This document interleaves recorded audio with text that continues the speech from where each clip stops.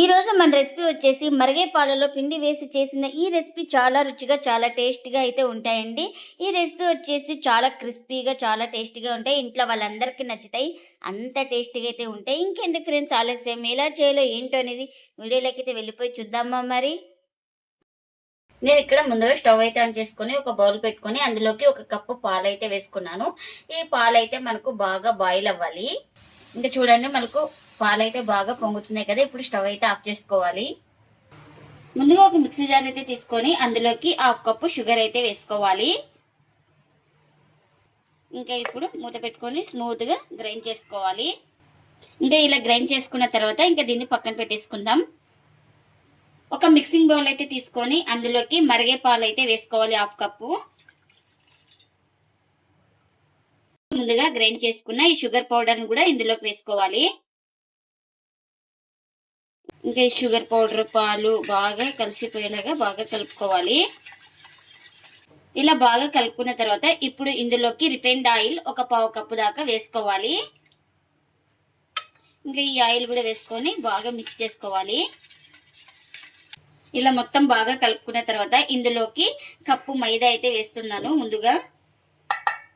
ఇంకా ఈ మైదా కూడా వేసుకొని బాగా కలుపుకోవాలి. మనకు ఇక్కడ ఎంత పిండి పట్టిందో చివరిలో అయితే చెప్తాను. ఫస్ట్ ముందుగా అయితే ఒక కప్ అయితే వేసుకున్నాను. ఇక్కడ మరొక కప్ అయితే వేస్తున్నాను. ఇంకా ఈ కప్పు కూడా వేసుకొని ఇక్కడ ఉండలు లేకుండా బాగా కలుపుకోవాలి. ఇక్కడ మరొక 1/2 కప్ అయితే వేస్తున్నాను. మొత్తం వచ్చేసి 2.5 కప్పులు అయితే వేసుకున్నాను. ఒక పించ్ సాల్ట్ అయితే వేసుకోవాలి. ఇంకా ఇప్పుడు ఈ సాల్ట్ కూడా వేసుకొని ఇలా చేతితోనే కలుపుకుందాం. మనకు చపాతీ పిండి ఎలా ఉంటుందో అలా సాఫ్ట్గా ఉండాలి. అలా పిండి ముద్దలా వచ్చే వరకు అయితే కలుపుకోవాలి. అంటే నాకు ఇక్కడ మొత్తం వచ్చేసి 3 కప్పులు అయితే మైదా అయితే పట్టిందండి. ఇలా పిండి వేసుకుంటూ ఇలా చపాతీ పిండి లాగా వచ్చే వరకు అయితే కలుపుకోవాలి ఇలా సాఫ్ట్గా. ఇప్పుడు ఇంకా ఒక స్పూన్ ఆయిల్ వేసుకొని ఇలా బాగా అప్లై చేసుకోవాలి.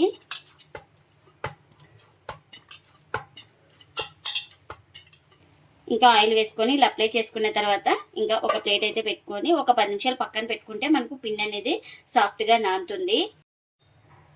ఇంక ఇప్పుడు ఒక 10 నిమిషాల తర్వాత అయితే చూపిస్తున్నాను చూడండి.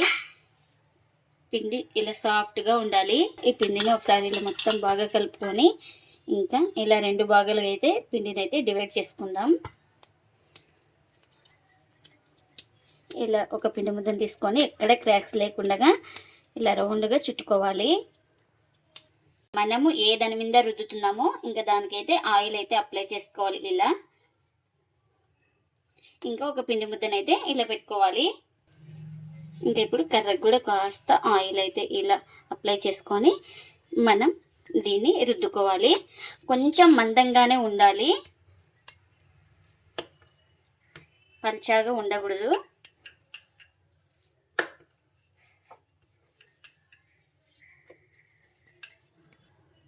చూడండి ఇక్కడ చూపిస్తున్నాను. ఈ థిక్నెస్లో అయితే ఉండాలి మనకు.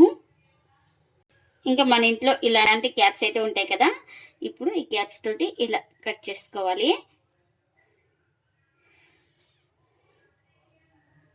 చూడు ఈ విధంగా అయితే కట్ చేసుకోవాలి మొత్తం.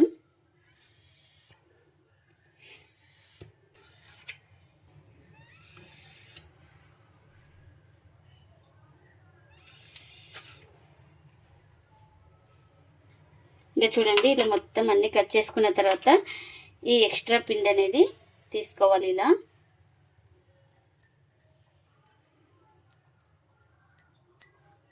మనం ఈ పిండిని మళ్ళీ ఇలానే తిక్కొని ఇలానే కట్ చేసుకోవాలి. ఇంకా ఇక్కడ చూడండి నేను ఇలా షేప్ అయితే పెడుతున్నాను. ఇలా ఘాట్లు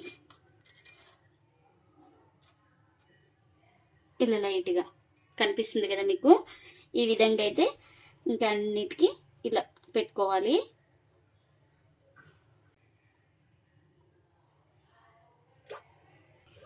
ఇంకా ఇలా డిజైన్ పెట్టుకున్న తర్వాత ఇప్పుడు ఒక ప్లేట్లోకి అయితే తీసుకుందాం ఇలా.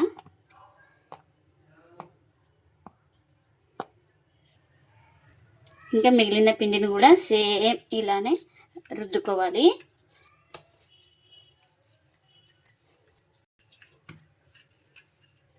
ఇంకా ఇలా మొత్తం రుద్దుకున్న తర్వాత సేమ్ ఇలానే ఇంకా వీటిని కూడా ఇలానే కట్ చేసుకోవాలి.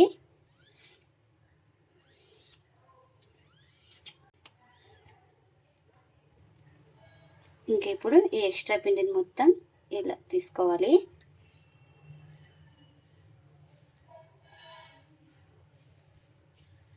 ఇంకా వీటిపైన కూడా ఇలా డిజైన్. ఇంకా ఎన్ని అయితే అన్నీ ఇలానే చేసుకోవాలి. ఇంకా కాల్చుకోవడానికి ఆయిల్ కూడా పెట్టుకున్నానండి. ఆయిల్ కూడా హీట్ అయింది. ఇంకా ఇప్పుడు నిదానంగా ఒక్కొక్కటి వేసుకోవాలి. ఇలా మనం వీటిని కడాయికి ఎన్ని పడితే అన్ని వేసుకోవాలి. ఇంకా ఒక సైడ్ కాలిన తర్వాత మరోవైపుకి అయితే టర్న్ చేసుకోవాలి. ఇంకా చూడండి, ఒక సైడ్ ఇలా కాలిన తర్వాత ఇలా మరోవైపుకి అయితే టర్న్ చేసుకోవాలి. ఇంకా మనం మంటను మీడియం ఫ్లేమ్లోనే పెట్టుకొని క్రిస్పీగా వచ్చే వరకు అయితే ఈ బిస్కెట్లను అయితే ఫ్రై చేసుకోవాలి. ఇంకా మంటను లో ఫ్లేమ్లోనే పెట్టుకొని కాల్చుకోవాలి. అటు ఇటు తిప్పుకుంటూ బాగా క్రిస్పీగా అయ్యే వరకు అయితే ఫ్రై చేసుకోవాలి వీటిని. ఇంకా చూడండి, ఇలా గోల్డెన్ కలర్ వచ్చే వరకు అయితే బాగా ఫ్రై చేసుకోవాలి. అప్పుడే మనకు లోపల దాకా క్రిస్పీగా వస్తాయండి ఈ బిస్కెట్స్ అయితే. ఇంకా ఇవైతే రెడీ అయిపోయినాయి కదా. ఇప్పుడు ఇలా రెడీ అయిపోయిన వాటిని ఒక ప్లేట్లోకి అయితే తీసుకుంటున్నా. ఇంకా మిగిలిన వాటిని కూడా ఇలానే ఆయిల్లోకి అయితే వేసుకోవాలి.